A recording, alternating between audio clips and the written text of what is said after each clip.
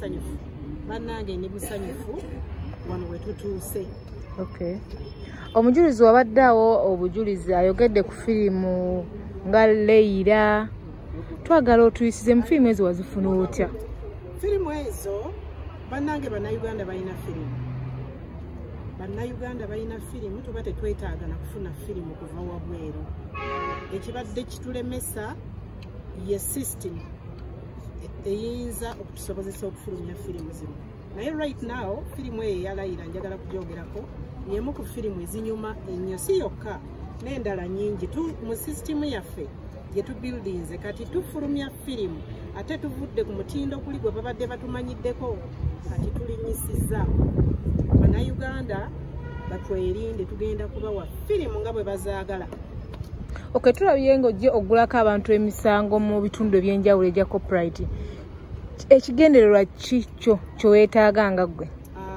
Ekigendererwa mu kugulawo emisango egyo siri muntu mubi, siri muntu wa kusibaasiba bantu, naye abantu bano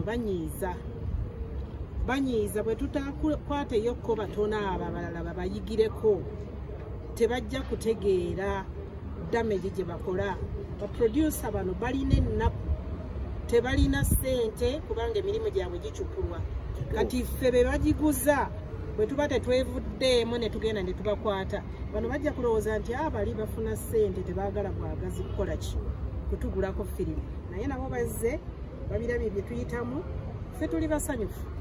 Naye n'ekirala njagala kumaliriza nti abantu bano be tukwata bwe banakkakkana ne bakkiriza tutambulire wamu tejja kubaayo akwatako ku munne. Tujja kufulumyanga firimu nga bwe bazigula nabo bafunemu naffe tufunemu na bano bafunemu, just like that. Okay.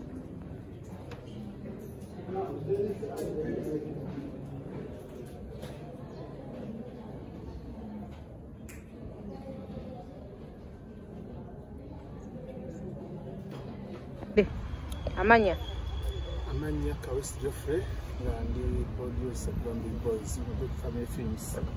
Olwaleero kyendabye mu kooti ekituufu kiri nti guno omusango twaguwangudde dda naye bakyatubuzabuza bwe tunuuya omusajja bamubuuziza akawaayiro n'akanankanya kekwesa egindi ne kamubula nti bamumanyi abantu baffe abali eyo omusango gwaffe bwe tuli tugulina ensolo ku kizigo kweri mube bagumu eyongera okujja lwe tunadda tubeewo mu kooti mulungi. Okamanya sabula tuve wano.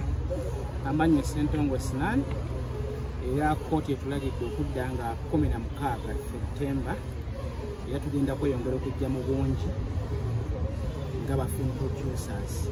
Okay. Kino omukyala kye yavaayo n'atwala abasiddi mu kooti tulaba nti kiringa ekyabazaamu kwemabega nti abantu kati batotwala firimu zammwe. Firimu zaffe twagala bazitwale si nti kibatiisa wabula tebaagala kuzitwalira mu mateeka. Twagala tuzibaweere mu mateeka buli omuntu abeere ng'afunamu balemebe okutucukula bucukuzi firimu zaffe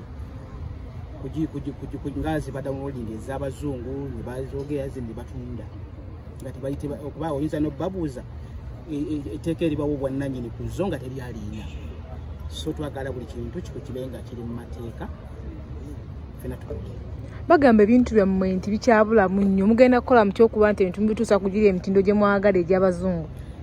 Omutindo ogwo tulina we tugutuuse kuba kati firimu zaffe ezisinga zibeera mu competition n'ez'Abamerika. Muhammad tubaddeyo tubaddeko n'ettembere egenze mu Oscars kitegeeza omutindo tulina we tugutuuse ekyokwekwasa balekerawo okwekwasa bajje tukole bukozi bizinesi nabo.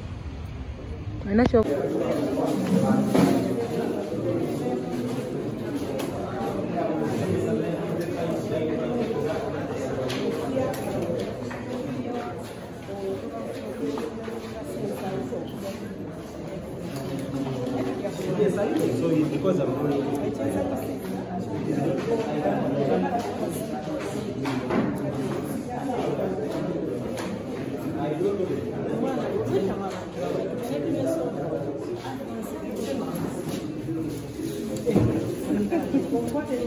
Director New Lord's Corner Videos. Ndi musanyufu okuba nti nsobodde okubeerawo olwaleero mu kooti. Yes, nfubye nnyo okulaba nga nki makinga ng'enjogera ya wano. okutuusa olwaleero entebe ku ssaawa 12 era oluvuddewo nzize buzzi mu kkooti.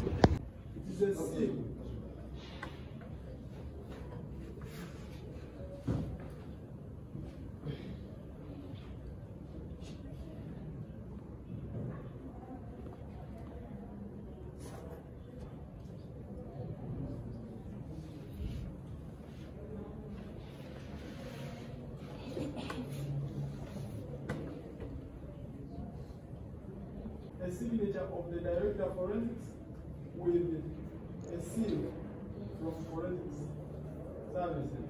No, sir. Must have a signature of the director of forensics and a seal of director of forensic services. That's one. Two, my report must have my hashtag with my signature. That is examiner's hashtag. Three, must have the signature of the reviewer of the report.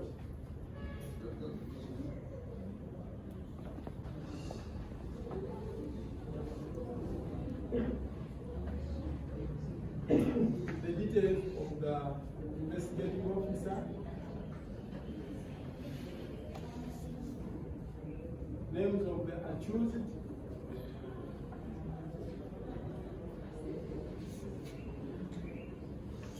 the complainant,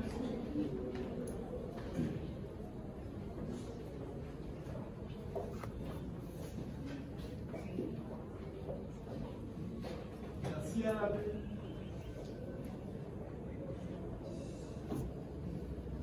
and the date of the offense.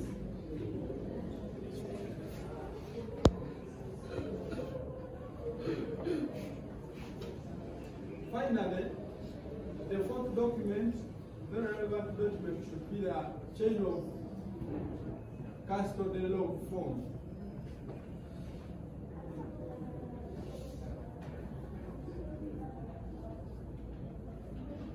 The chain of what? The chain of custody log form.